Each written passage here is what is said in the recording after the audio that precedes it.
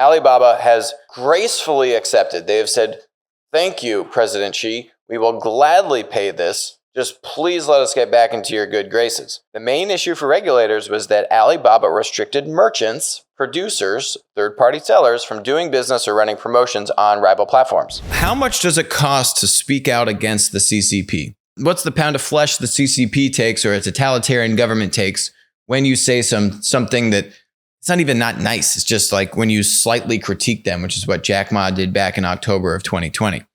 How big is that pound of flesh? Where apparently we have found out that pound of flesh is $2.8 billion, which Alibaba has gracefully accepted. They have said, "Thank you, President Xi. We will gladly pay this. Just please let us get back into your good graces." Ever since that fateful conference where Jack Ma somewhat slighted the financial regulators, they have since canceled the Ant Financial IPO. No one's even talking about the Ant Financial IPO anymore. Jack Ma disappeared for a month, probably for some, special reconditioning and serious conversations. And they have now had renewed antitrust pressure. Their different acquisitions, current holdings, potential acquisitions have come under renewed scrutiny, not just for Alibaba, but all the tech monopolies. We've covered that on the show, how the Chinese government is launching kind of renewed antitrust efforts and scrutiny, not just into Ant Financial, but into Alibaba.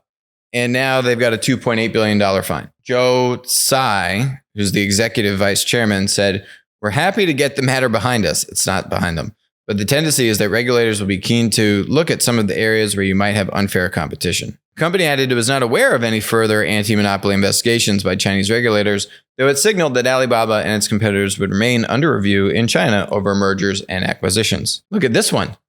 The main issue for regulators was that Alibaba restricted merchants, producers, third-party sellers from doing business or running promotions on rival platforms. The company said it would introduce measures to lower entry barriers and business costs faced by merchants on e-commerce platforms.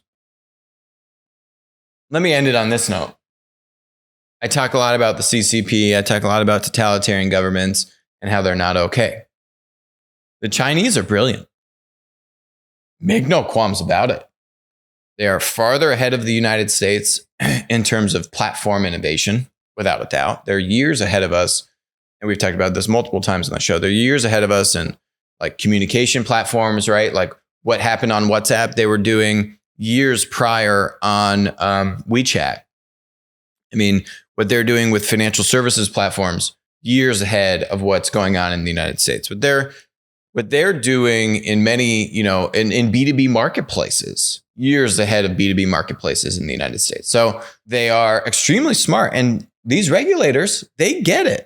Now, the difference is that, they get it and then they can do whatever they want, basically, especially because Jack Ma said some, things that they didn't like. But the Chinese people and the companies in China are terribly innovative, are ahead of the United States in many ways. The problem is that by helping out Chinese companies, you're actually helping out the Chinese Communist Party. And, that's, there's a lot of bad things that come along with that. So not in any way to slight the innovation and the smarts and the kind of platform expertise that you see in the Chinese people, which is, off the charts. Yeah. They get it. Do the US regulators get it? No, they don't get it. And I don't think we can place much hope in the US regulators figuring it out. So what does that mean?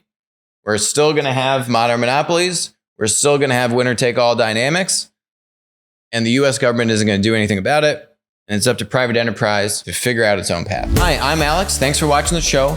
Make sure to hit that subscribe button. But even better, make sure to follow us on Odyssey, follow us on Rumble, and text us 203-646-5159. Text the word Monopoly. You'll be subscribed. You'll get updates about when we're going live, our latest videos, and we'll send you even a little goodie bag. And in the event that we all get banned from big tech, we'll still be connected.